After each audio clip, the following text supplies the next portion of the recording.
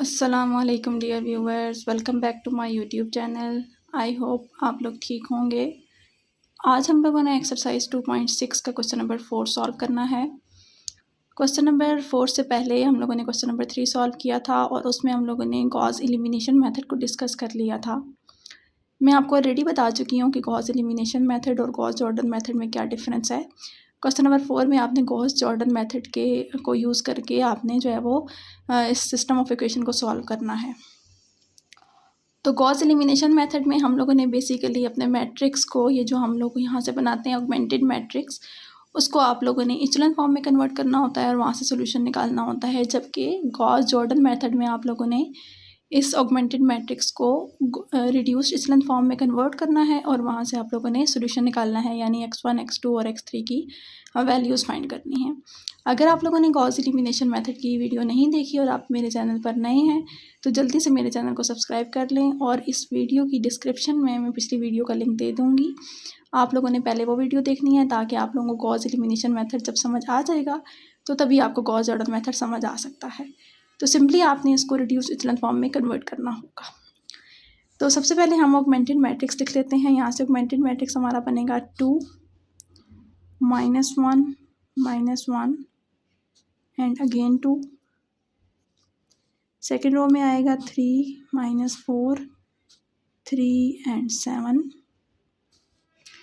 And third row 4 2 -5 and 10 होगी।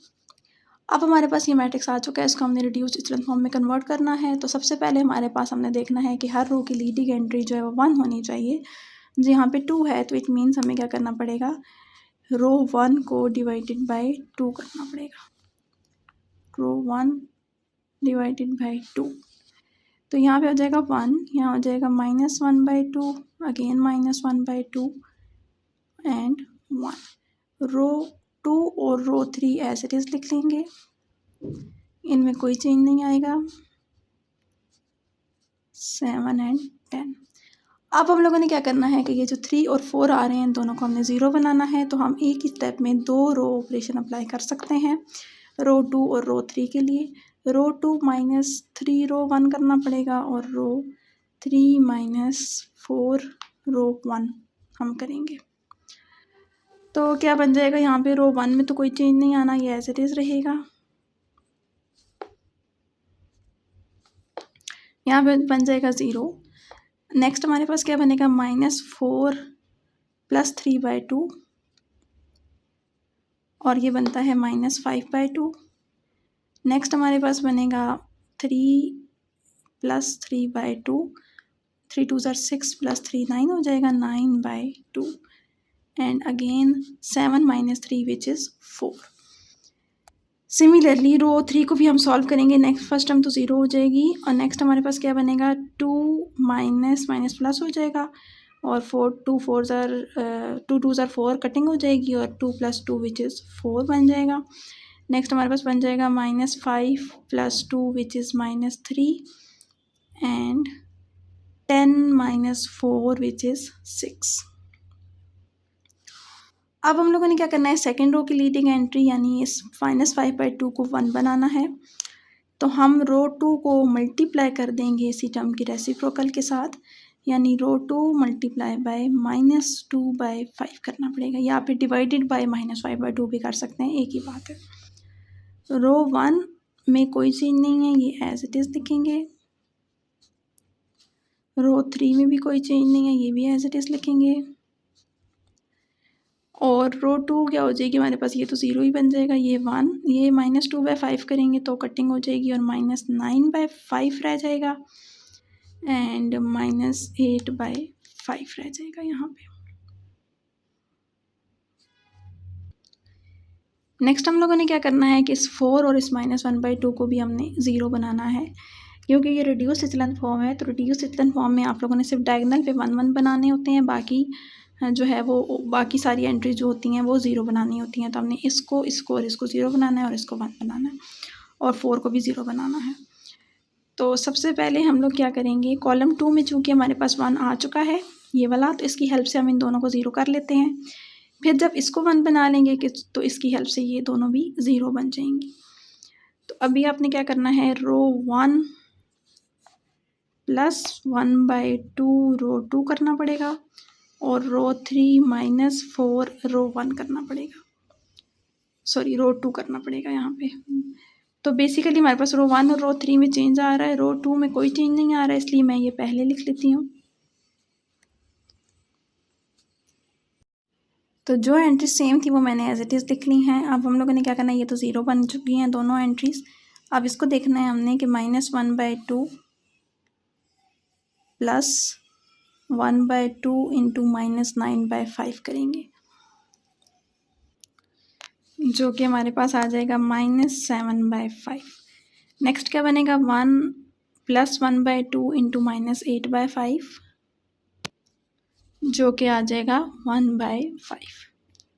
अब रो 3 पे आ जाते हैं, पहली दो एंट्रीज तो ज़ीरो हो जाएंगी। अब इस पे आ जाते हैं -3 और -4 टाइम्स -9/5 करेंगे तो आ जाएगा 21/5 एंड 6 -4 टाइम्स -8/5 करने से आ जाएगा 62/5।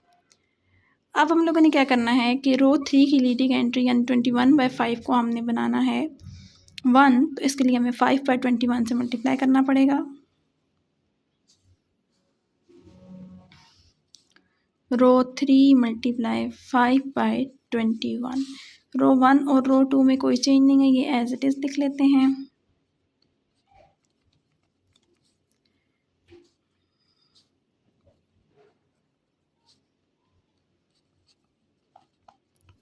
ये ज़ीरो आ जाएगा, ये भी ज़ीरो। यहाँ पे जो है वो हम 5/21 से मल्टीप्लाई करेंगे तो ये 1 हो जाएगा और यहाँ पे हो जाएगा 62/21। 62/21। अब हमारे पास थर्ड कॉलम के अंदर भी 1 आ चुका है। इस 1 की हेल्प लेते हुए इन दोनों को हमने करना है ज़ीरो। तो अगेन सेम स्टेप में हम लोग रो ऑपरेशन लगा लेते हैं। रो 1 प्लस 7/5 रो 3, रो 2 प्लस 9/5 रो 3 आ जाएगा। तो रो 3 में तो कोई चेंज नहीं है, ये एज इट इज़ लिखेंगे 62/21। ये फर्स्ट वाली जो एंट्रीज़ हैं ये भी एज इट इज़ आ जाएंगी 1 0 0 1, क्योंकि इनमें कोई डिफरेंस नहीं आएगा क्योंकि यहाँ पे दोनों ज़ीरोज़ हैं। तो बेशक ऐड करें सब्ट्रैक्ट करें कोई फ़र्क नहीं पड़ेगा, ये दोनों ज़ीरो बन जाएंगे क्योंकि ये ज़ीरो बनाने के लिए तो हम कर रहे थे। इन दो एंट्रीज़ को देख लेते हैं क्या बनती हैं। जी, तो ये दो वैल्यूज़ मैं लिख चुकी हूँ। अब हमारे पास ये जो है वो फाइनल स्टेप आ चुका है। यहाँ से जस्ट हम लोगों ने वैल्यूज़ लिखनी है वेरिएबल्स की। इसके बाद कोई इक्वेशंस नहीं बनेंगी, जैसे हम लोगों ने गॉस एलिमिनेशन मेथड में किया था कि इसके बाद इक्वेशंस बनाते थे और फिर इनको सॉल्व करते थे। यहाँ पे ऐसा बिल्कुल भी नहीं है। यहाँ से हम लोगों ने जस्ट वैल्यूज़ यहाँ से देख के लिख लेनी है। यहाँ पे x1 सिर्फ एग्जिस्ट कर रहा है, x2 और x3 ज़ीरो है। It means x1 is equal to 13/3। Similarly second row से x2 की वैल्यू आ जाएगी 26/7 एंड थर्ड रो से हमें मिलता है x3 इज़ इक्वल टू 62/21। तो इसको हम जो है वो मैट्रिक्स की फॉर्म में लिखेंगे और यही हमारा आंसर होगा। तो ये हमारा आंसर आ चुका है x1, x2 एंड x3। यहाँ पे आपने लिखना है hence is equal to 13/3, 26/7 and 62/21। तो यहाँ पे हमारा फर्स्ट पार्ट कंप्लीट हो चुका है। नेक्स्ट हमारे पास है जी पार्ट नंबर 2। इसमें भी सबसे पहले हमने ऑगमेंटेड मैट्रिक्स बनाना है।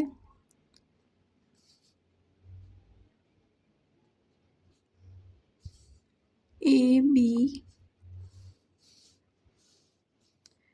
2 4 10 -3 5 -4 7 -3 18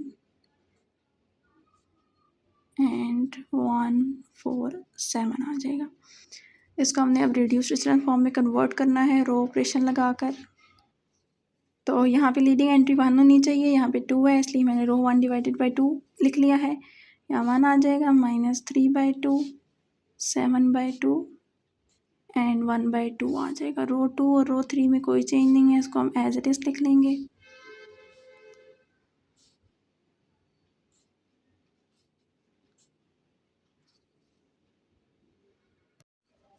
अब हम लोगों ने इस 4 और 10 को 0 बनाना है, तो इसके लिए हम रो 2 और रो 3 पे ऑपरेशन लगाएंगे।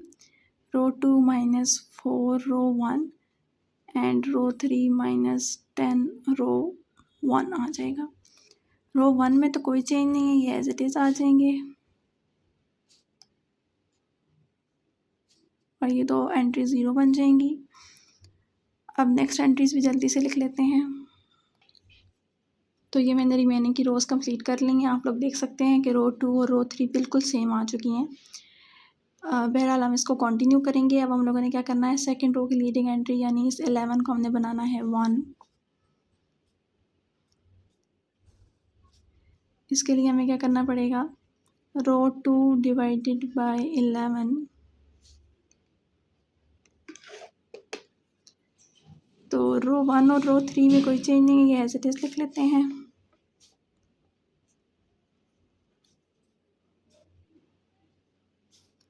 -17 एंड 2, यहाँ बन जाएगा 0, यहाँ बन जाएगा 1, -17/11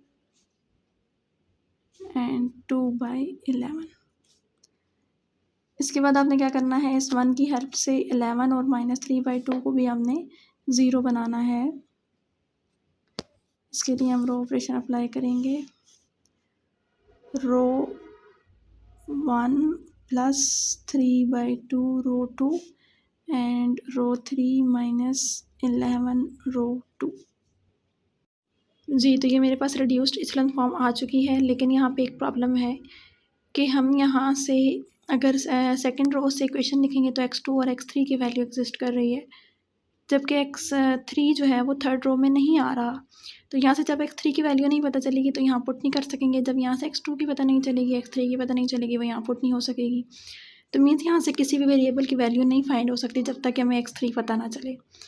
तो ऐसी कंडीशन में आप लोगों ने एक और चीज़ याद रखनी है, एक और कॉन्सेप्ट है यहाँ पे कंसिस्टेंसी का, जो कि मैंने यहाँ पे जो है वो शॉर्ट में लिख लिया है, आप लोग इसको नोट कर सकते हैं।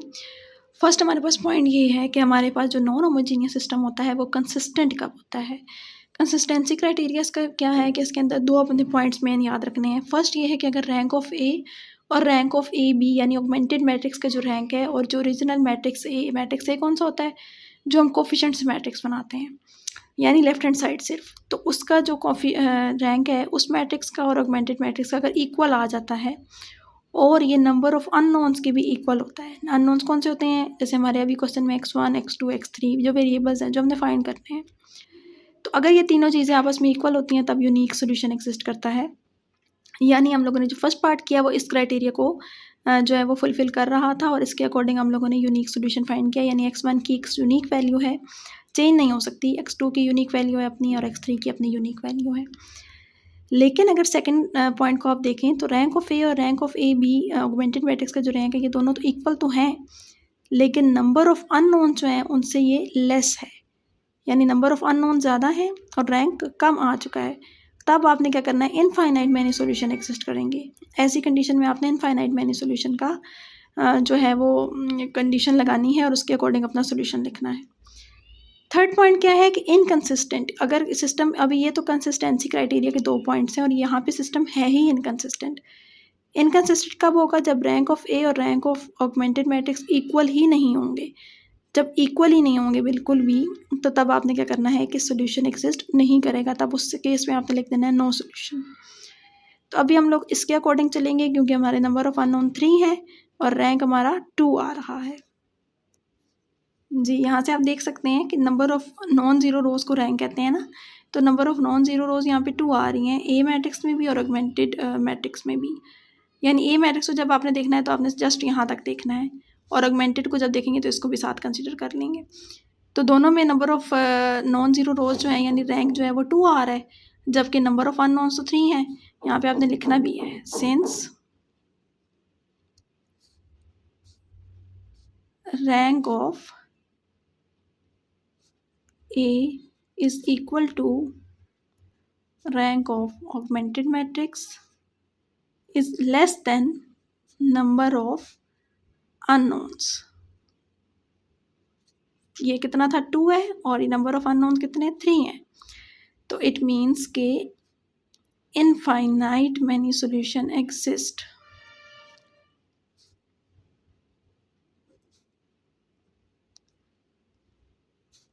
तो इनफाइनाइट मैनी सॉल्यूशन एग्जिस्ट करने वाला क्वेश्चन हम पहले भी सॉल्व कर चुके हैं। ये काम हम लोगों ने क्वेश्चन नंबर 2 में किया था, जहाँ पे हम x3 को फिक्स कर लेते थे और बाकी वैल्यूज़ हम फाइंड करते थे।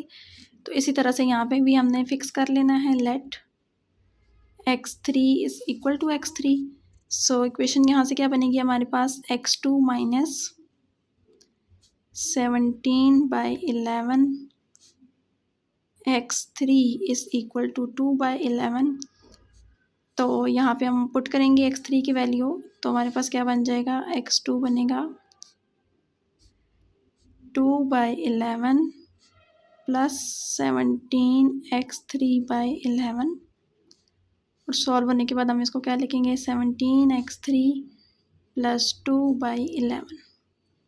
और सिमिलरली x1 की इक्वेशन रो 1 से बनाएंगे, x1 plus 13/11 x3 is equal to 17/2।